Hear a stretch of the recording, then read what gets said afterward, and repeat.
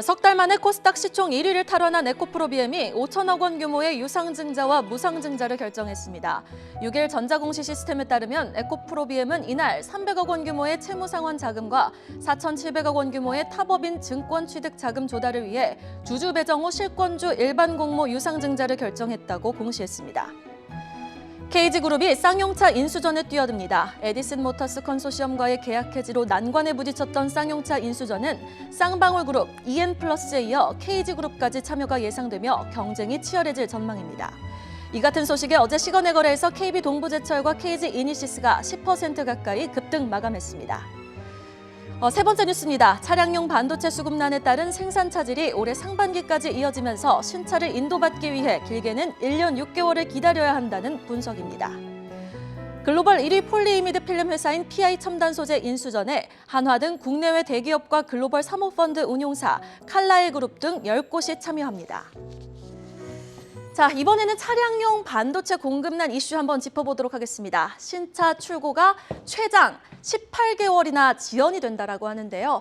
워낙 하이브리드 차에는 반도체가 많이 들어가다 보니 하이브리드라든지 이제 휘발유 말고요. 이제 하이브리드 차, 이제 고가의 차를 기다리려고 하면은 1년 6개월이 지연이 된다라는 뉴스가 나왔습니다. 이에 따른 업계의 타격은 얼마나 좀 예상을 하고 계십니까? 네, 일단 말씀하신 대로 차량용 반도체 쇼티지 현상이 지속되고 있으면서 차량 생산 차질이 어려운 현상이 좀 길어지고 있죠. 이에 따라서 신차를 이제 계약하는 분들이 최장 1년 6개월 정도 이제 기다려야 된다라는 그런 분석이 좀 나오고 있습니다. 최근 국산차들의 출고 시기를 한번 분석을 해봤는데 현대차와 기아차 같은 경우에 출고 대기 시간이 모델에 따라 짧게는 6개월, 길게는 1년 6개월이 걸린다라는 그런 분석이 나왔습니다. 대표 모델인 아반떼와 그랜저 가솔린 모델 같은 경우는 각각 8개월과 6개월 정도가 소요된다라는 그런 분석이 나왔고요. 특히 가솔린이나 디젤보다 아무래도 반도체가 더 많이 들어가는 하이브리드나 전기차 같은 경우는 조금 더 이제 인도가 기간이 많이 걸린다라는 그런 분석이 나왔습니다. 가장 오래 걸리는 모델은 이제 스포티지와 소렌토 HEV 차량인데 지금 주문하시면 1년 6개월 후에 받으실 수 있다. 이런 얘기가 좀 나오고 있었습니다. 일단 이런 생산 차질이 발생을 하면서 장기화가 되고 있으면서 국산차의 어떤 백오더라고 그러죠. 이제 밀린 그 주문량이라고 그러는데 백오더 물량이 지금 수십만 대에 이를 것이다라는 그런 이제 관측도 나오고 있는데요. 어쨌든 이제 차량용 반도체 관련 우리가 좀 관심을 가져야 될 것 같아서 제가 차량용 반도체 기업 3가지를 한번 준비해봤습니다. 첫 번째는 칩셋 미디어입니다. 잘 아시는 대로 시스템 반도체 설계 자산 개발 그리고 판매를 하고 있는 기업이고요. 소프트웨어 차량 개발 사업을 하고 있는 기업입니다. 최근 실적도 괜찮기 때문에 공부 한번 해보시고 포트에 담아보시면 좋을 것 같고요. 두 번째는 해성 DS 준비해봤습니다. 반도체 패키지에 필요한 부품이나 구조 재료 그리고 이제 리드 프레임 제조를 하고 있고 생산 판매까지 하고 있는 기업이고요. 역시 최근 실적 괜찮기 때문에 본 기업도 한번 관심 가져보시면 좋을 것 같고요. 마지막으로 테스나 한번 준비해봤습니다. 시스템 반도체 웨이퍼 테스트 그리고 패키지 테스트를 진행하고 있는 기업이고요. 낙폭이 좀 과대하다라는 그런 생각이 좀 들고 있습니다. 물론 실적도 괜찮고요. 그래서 칩셋 미디어, 해성 DS 그리고 테스나 이 3개 기업 한번 여러분들이 각자 한번 공부해 보시고 괜찮다 싶으시면 포트에 넣으셔도 좋을 것 같다라는 의견 드리겠습니다. 네, 차량용 반도체 관련주 짚어주셨고요. 자, 이어서 다음 뉴스입니다. PI 첨단 소재 인수에 총 10곳의 기업이 뛰어들었다고 하는데요. 한화라든지 솔베이, 칼라일 등 10곳의 기업이 인수전에 참여들었다고 합니다. 매각가가 1조 원이 넘는다라는 소식까지 지금 전해지고 있는데 자, 이 뉴스 지금 좀 어떻게 해석하고 계십니까? 네, 말씀하신 대로 글로벌 1위 폴리이미드죠. 필름 회사인 PI 첨단 소재가 매물로 나왔습니다. 이 인수전에 한화 등 국내외 대기업과 글로벌 사모펀드 운용사죠. 칼라일 그룹 등 10곳이 이번에 뛰어들었다는 소식인데요.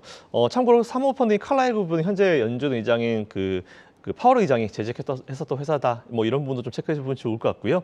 PI 첨단 소재 전 세계 시장 PI 필름 시장의 점유율이 한 30% 됩니다. 일본의 가네카 그리고 도레이, 그리고 미국의 듀폰 등을 제치고 이제 사업자 1위 현재 지금 마크하고 있는 그런 기업이다라고 보시면 될 것 같고요.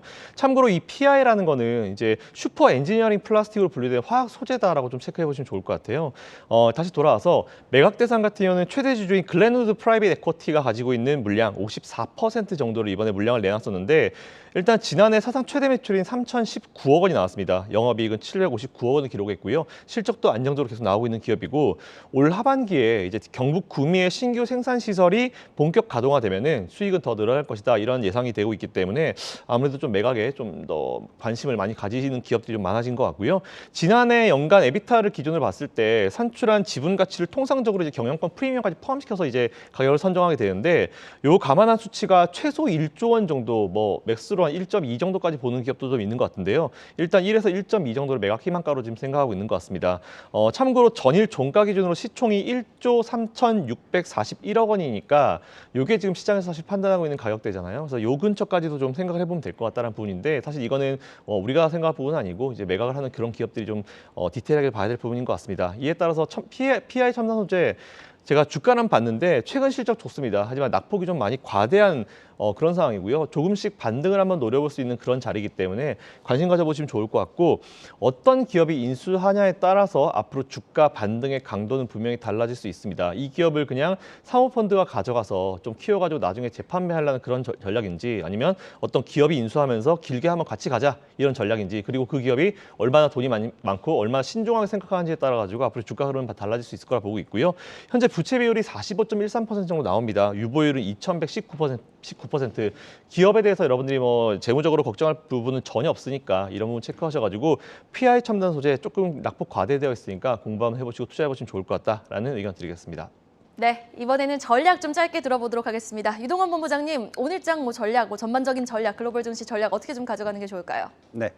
자, 미국 증시를 보시면은 지난 1월부터 2월 말까지 2달 동안에 하락했던 폭을 단 2주 만에 거의 60% 이상 급등, 반등을 하는 모습을 보여줬었습니다.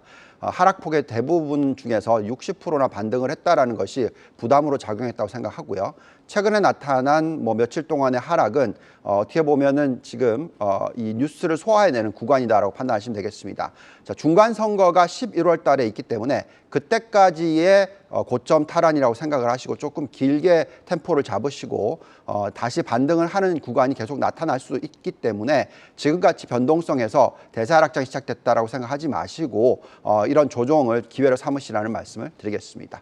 네, 김선영 대표님의 투자 전략도 들어보죠. 네, 최근에 우리나라 시장이 조금 조정을 받았었던 이유, 어저께 우리나라 영향을 받았던 이유는 아무래도 오늘 이제 새벽에 발표됐던 미국의 그 3월달 FOMC 의사록 때문이었던 것 같은데요. 저도 디테일하게 보지 못했지만 오면서 그냥 페이퍼를 쭉 살펴봤는데 제가 봤을 때 이런 느낌인 것 같아요. 원래는 3월달에 50pp를 할 거라고 누구나 다 생각을 하고 있었는데 러시아 관련 이슈가 나오면서 이게 좀 딜레이 됐습니다. 근데 이게 다시 원자리로 돌아왔다라고 좀 보시면 될 것 같고요. 일단 지금 나오는 얘기로는 5월달에 50pp 하겠다. 그리고 원래 양정환 할 때 800억 달러씩 넣었는데 980억 달러인가요? 그 정도까지 이제 좀 타이트하게 이제 QT를 진행하겠다라는 이런 얘기가 나오고 있는데 일단 이런 부분들 제가 봤을 때는 이런 재료들이 다 오픈이 된 것 같습니다. 항상 주식하시거나 이런 시장을 보실 때 불확실성이 정말 무서운 거지 오히려 그런 겁나는 이슈들이 실제로 오픈이 되었을 때는 안정을 찾고 그때를 바닥을 찍고 주가가 올라가는 경우가 굉장히 많았고 대부분의 케이스였기 때문에 저는 사실 오늘 나올 만한 이슈가 이제 다 나왔다. 우리가 그동안 걱정했던 부분 QT가 양이 어느 정도 될 것인가 그리고 두 번째로 언제부터 시작할 것인가 그리고 금리 인상을 얼마나 할 것인가 이거에 대한 힌트를 좀 많이 받았기 때문에 오히려 좀 불확실성 해소로 좀 보시면 될 것 같아요. 그래서 최근 앞으로 한 일주일 요 정도를 기점으로 해서 이제 저점을 형성하고 이제 올 연말로 봤을 때는 지금 시점보다 훨씬 더 높은 자리에 있지 않을까 생각하고 있고요. 어쨌든 국내 주식도 여전히 저는 이제 강세론을 주장하고 있고요. 지금은 기회를 줄 때마다 매수를 좀 힘드시겠지만 참으시면서 이제 매수를 하시고 투자를 이어가시면 좋을 것 같다라는 의견 드리겠습니다. 팩트체크 시간 유한타증권 글로벌 자산배분 유동원 본부장 그리고 LNS홀딩스 김선영 대표와 함께했습니다. 오늘 말씀 고맙습니다. 감사합니다.